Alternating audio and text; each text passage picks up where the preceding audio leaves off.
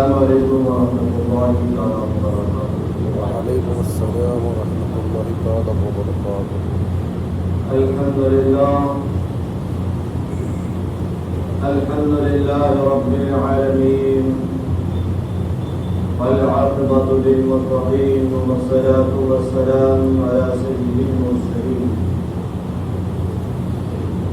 وعلى آلہ وصحبہ اجمعین، اما بعد فاعوذ باللہ من الشیطان الرجیم، بسم اللہ الرحمن الرحیم۔ ان الحج والعمرة من شعائر اللہ، صدق اللہ مولانا العظیم وصدق الرسول النبی الکریم، ونحن على ذلك لمن الشاهدين والشاكرين والذاكرين والحمد لله رب العالمين۔ حاجیوں آؤ شہنشاہ کا روزہ دیکھو، حاجیوں آؤ شہنشاہ کا روزہ دیکھو، کعبہ کو دیکھ چکے مگر کعبے کا کعبہ دیکھو، کعبہ کو دیکھ چکے مگر کعبے کا کعبہ دیکھو۔ جب یاد آتی ہے مدینے کی میں زمانے کو بھول جاتا ہوں، جب یاد آتی ہے مدینے کی میں زمانے کو بھول جاتا ہوں، جب سر رکھتا ہوں در نبی پر میں دنیا کو بھول جاتا ہوں۔ آئیے میرے بزرگوں اور نوجوان ساتھیوں، ہم اور آپ سب مل کر اس آقا نامدار مدینے کے تاجدار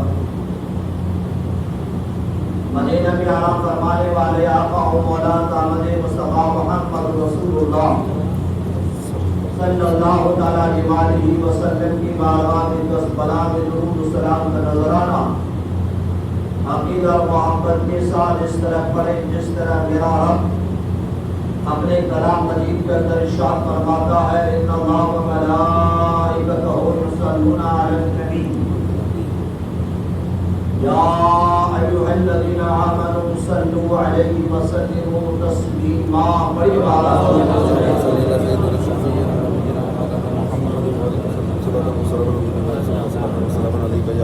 اللهم صل على محمد وعلى آل محمد كما صليت على إبراهيم وعلى آل إبراهيم إنك حميد مجيد۔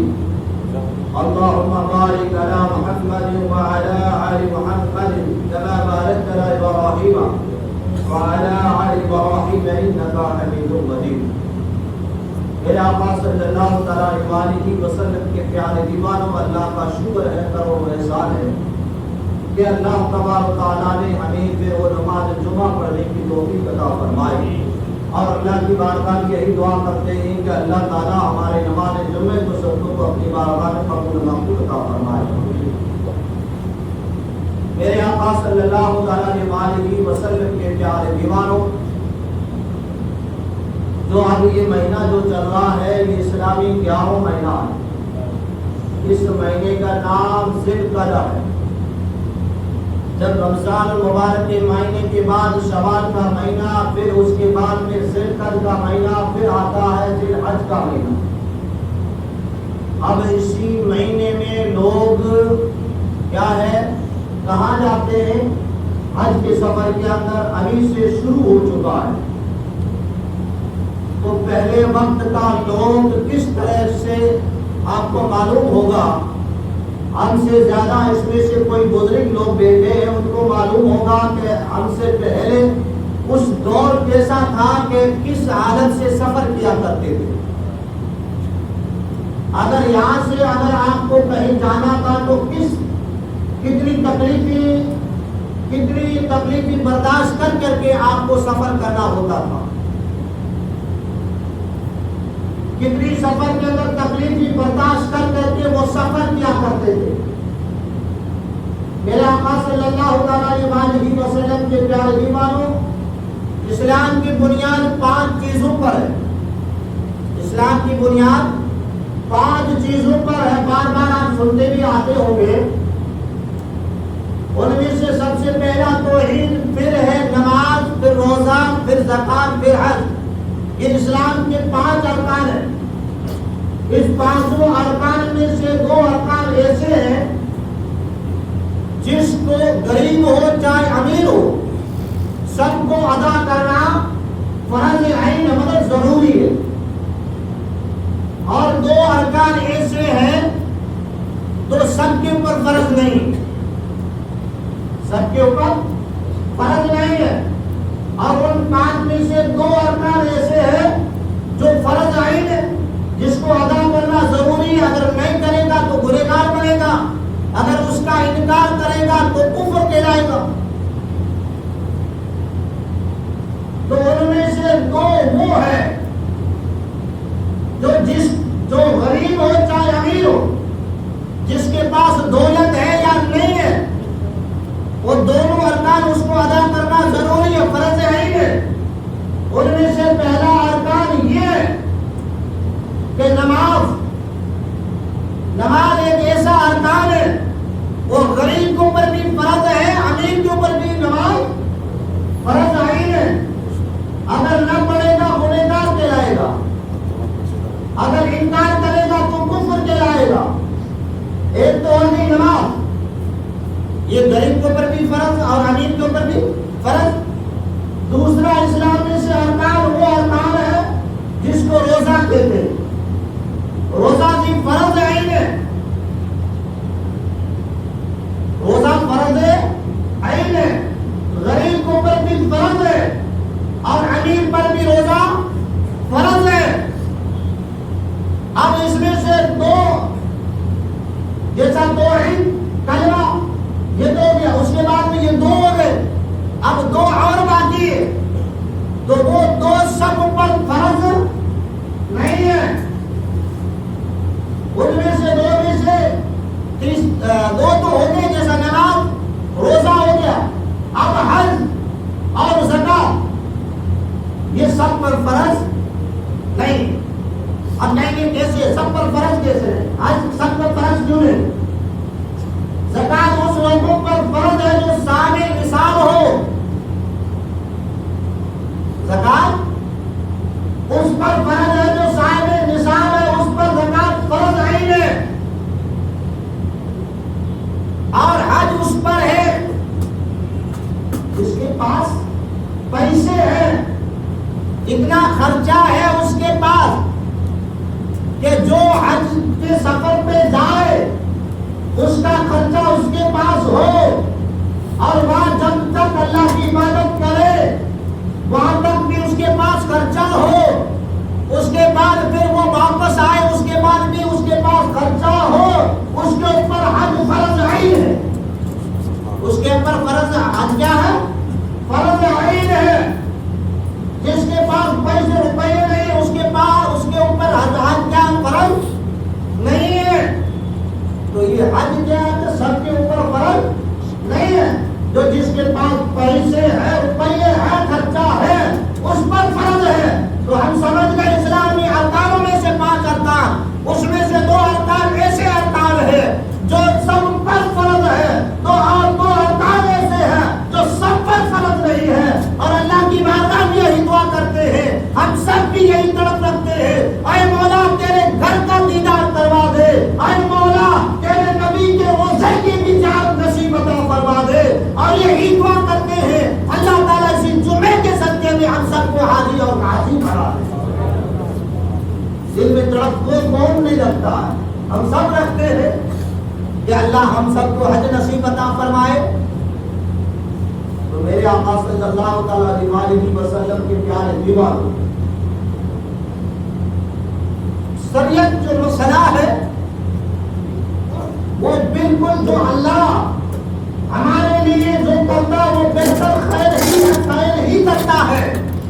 بندے کے لیے اللہ جو کرتا ہے خیر کرتا ہے، بھلائی کرتا ہے.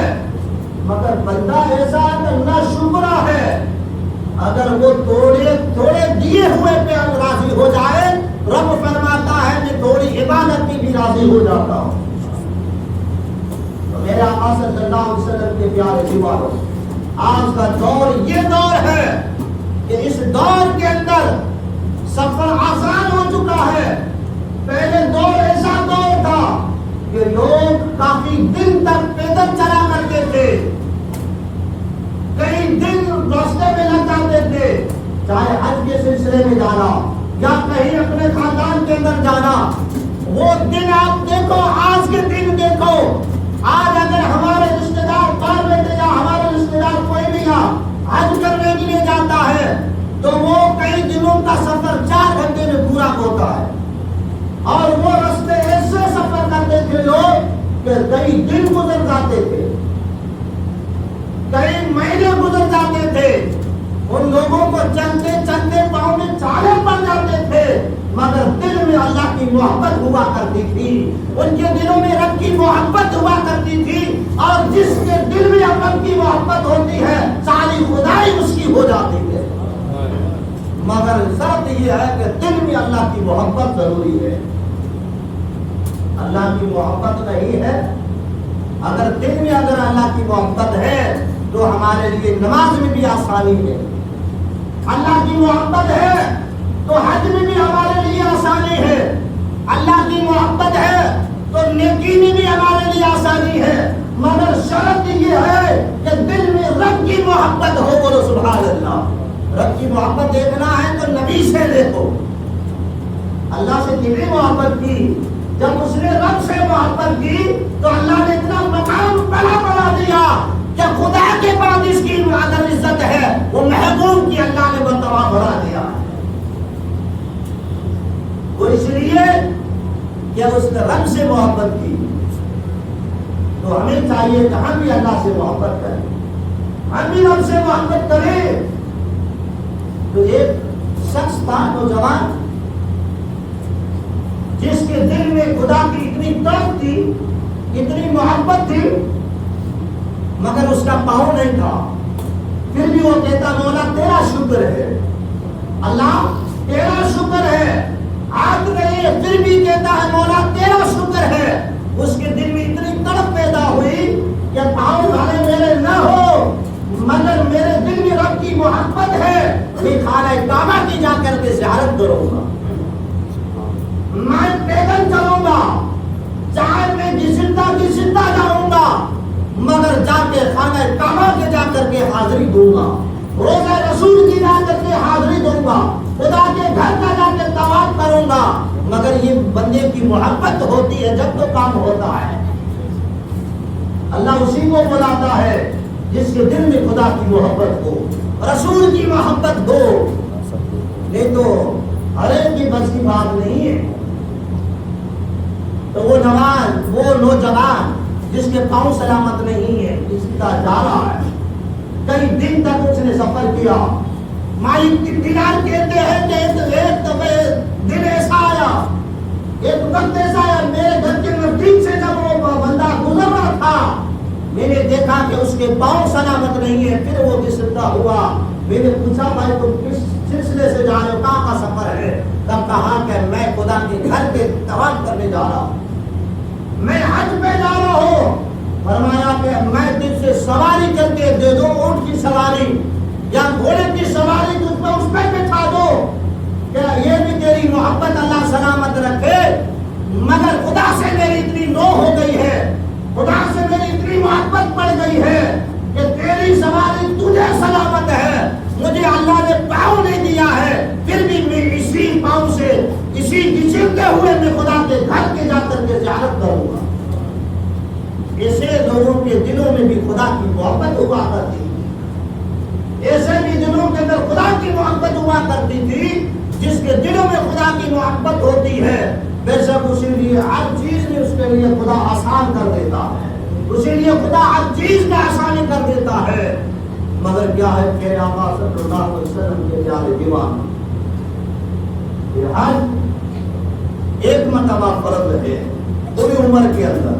مگر اس سے پہلے سنو، میرے آقا صلی اللہ علیہ وسلم کے پیارے دیوان مخلوق خدا بھی ہے، اس کے پر بھی کچھ حقوق ایسے حقوق ہیں کہ آپ بار بار سنتے ہوئے آ رہے ہو. اللہ کے محبوب صلی اللہ علیہ وسلم سے بھی پوچھا کہ میری حج کیا ہے؟ تو فرمایا تیری ماں باپ زندہ تو وہاں تم جا کے اس کی خدمت کرو، تجھے حج اور عمرے کا تجھے ثواب ملے گا۔ تو ماں باپ کی خدمت کرنے سے بندے کو حج اور عمرے کا بھی ثواب عطا ہو جاتا ہے۔ تو میرے آقا صلی اللہ علیہ وسلم کے پیارے دیواروں مخلوق خدا کی ہمدردی کرے۔ ربی بن سلیمان، حضرت ربی بن سلیمان وہ سچ کہتے ہیں کہ جب میں میرے قافلے کے ساتھ جب میں حج دوران کے اندر جا رہے تھے، تشریف وہ پیدل لوگ جایا کرتے تھے، اس ٹائم کوئی سواری نہیں تھی، جہاز اسٹیمر یہ نہیں تھے، لوگ پیدل جایا کرتے تھے حج پر۔ ربی بن سلیمان کہتے ہیں، حضرت ربی بن سلیمان کہتے ہیں کہ جب میں میرے قافلے کے ساتھ تشریف لے کر کے جا رہا تھا، جب ہم کوفہ کی سرزمین پر پہنچے، جب میرا جو ساتھ ہمارے جو ساتھی تھے میرے قافلے والے، وہ وہاں انہوں نے پڑھاؤ کیا، وہ وہاں رکے، رکنے کے بعد میں مجھے کسی ایسی چیز کی عادت ہوئی یا میں کوفے کی بازار کے اندر گیا، بازار کے جانے کے بعد میں نے وہاں جا کر کے ایک رستے پر ایسا میں نے منظر دیکھا میرے آنکھوں کے سامنے۔ اب وہ بندہ کہاں جا رہا؟ حضرت ربی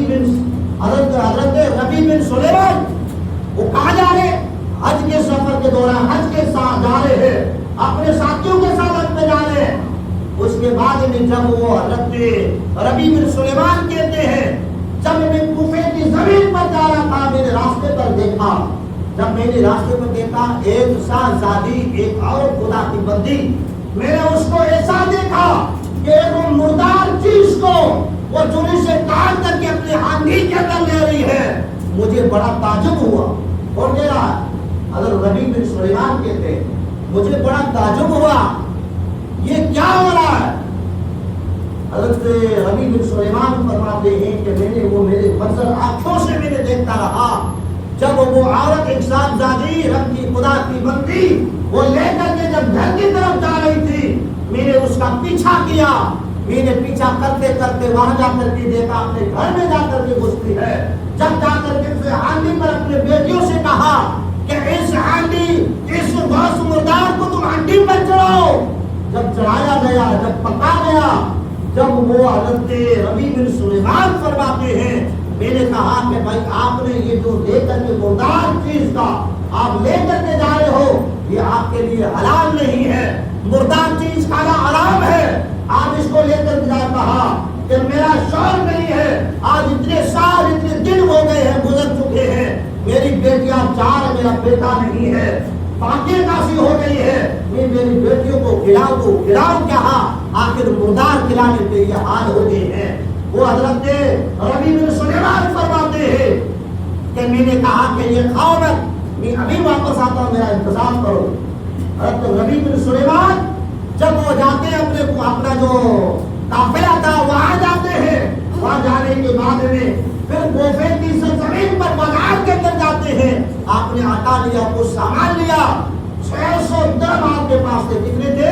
600 درہم آپ کے پاس تھے، تو آپ نے 200 درہم کا، آپ علماء فرماتے ہیں کہ 200 درہم کا آپ نے 100 درہم کا آٹا لیا اور 100 درہم کا آپ نے کپڑا یا کچھ ایسا سامان لیا، وہ لے کر کے جو 400 درہم بچے تھے وہ آٹے کے اندر وہ 400 درہم رکھ لی، درہم بولتے پیسوں کو، وہ درہم 400 جو درہم تھے وہ آٹے کے اندر رکھ دیے، 600 درہم سارے کے سارے اس صاحبزادی رب کی بندی کے لیے وہ دینے کے لیے تیار۔ جب وہ ربی بن مالک، حضرت ربی بن مالک کہتے ہیں کہ میں لے کر کے گیا، جب میں نے جا کر کے ان کو دیا کہ یہ آپ کے لیے وہ حلال نہیں ہے کہ آپ اس کو کھاؤ، یہ آپ کے لیے ہے، تم کیا کہ یہ میں، تم کہا کہ حضرت ربی بن سلیمان کہتے ہیں کہ اس عورت نے یہ دعا کی، ہاتھ اٹھائے اللہ کی بارگاہ میں، اے مولا یہ جس نے میری مدد کی ہے تم بھی اس کی مدد عطا فرما، اس کو حج نصیب عطا فرما۔ حضرت ربی بن سلیمان کہتے ہیں کہ یار اس کو کیسا معلوم کہ یہ حج پہ جا رہا تھا، تو یہ اس کے اندر خیال آیا کہ اس بندی نے جب اللہ کی بارگاہ میں ہاتھ اٹھائے تو حضرت ربی بن سلیمان اپنے قافلے کے پاس نہیں گیا، جب وہاں سے واپس اپنے گھر آیا، گھر آنے کے بعد میں ان کے جو ساتھی تھے جو حج پر گئے، حج پر جانے کے بعد جب واپس آئے تو فرمایا کہ حضرت ربی بن سلیمان فرماتے کہ میں نے ان کے لیے استقامت کے لیے بھی کھڑا رہا، ان کے استقامت کے لیے بھی کھڑا رہا کہ حجاج کرام جب واپس آئیں گے تو میں ان کا دیدار کروں گا، میں ان سے ملاقات کروں گا۔ تب کہا کہ وہ لوگ کے وہ حضرت ربیع بن مالک کہتے ہیں کہ میں نے ان کو مبارکباد دی کہ اللہ کا شکر ہے کہ اللہ تمہارے حج قبول فرمائے۔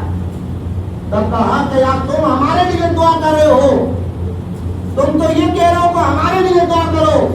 تو وہ آنے والے جو تھے تو انہوں نے کہا کہ اے حضرت ربیع بن سلیمان آپ بھی ہمارے لیے دعا کرو، اللہ آپ بھی ہمارے ساتھ حج میں تھے۔ تو کہا میں تو یہاں کا وہاں کیسے؟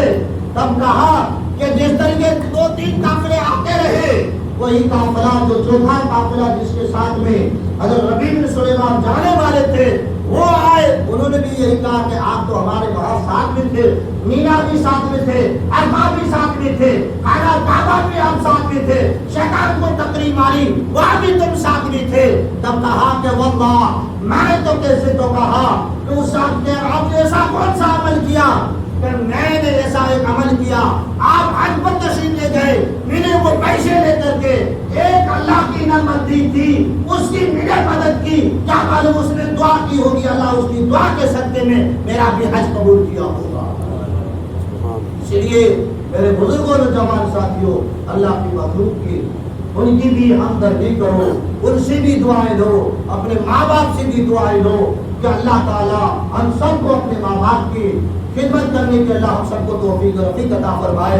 اگر ماں باپ کا نافرما بردار ہوگا اس کی حج اللہ قبول کرے یا نہ کرے تو اس کی مرضی۔ مالک بن دینار ہارون بن بلخی آپ نے سنا ہوگا نام، ہارون بن بلخی اس نے کم سے کم 24 حج کیے۔ کتنے کیے؟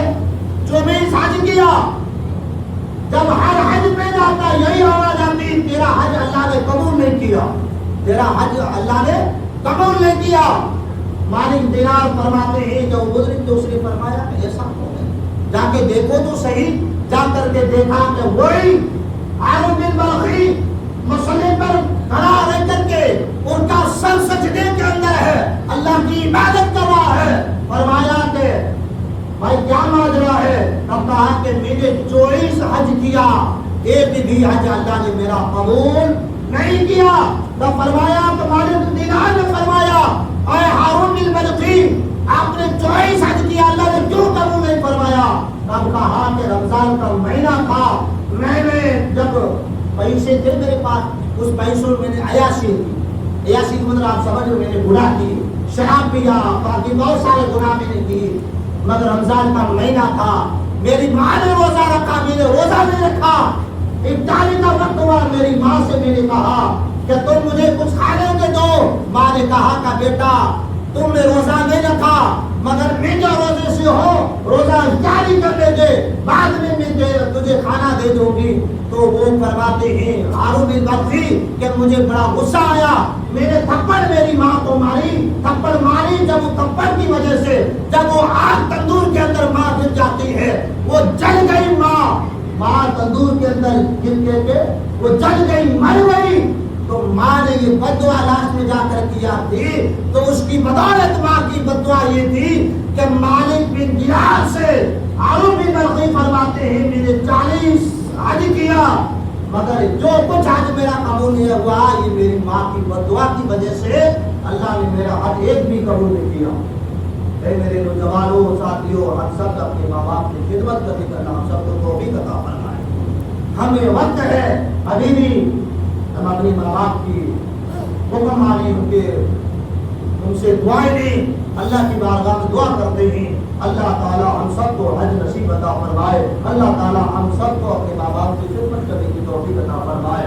میں نے کچھ کہا ہے اگر اس سے سننے سے زیادہ اللہ ہم سب کو عمل کرنے کی توفیق عطا فرمائے، اور کوئی غلطی آئی ہو اللہ اپنے محبوب کے سب کے معاف فرمائے۔ استغفر اللہ ربی من کل ذنب واتوب الیہ، اشہد ان لا الہ الا اللہ واشہد ان محمد عبدہ ورسولہ۔ سنت میں کس کی بات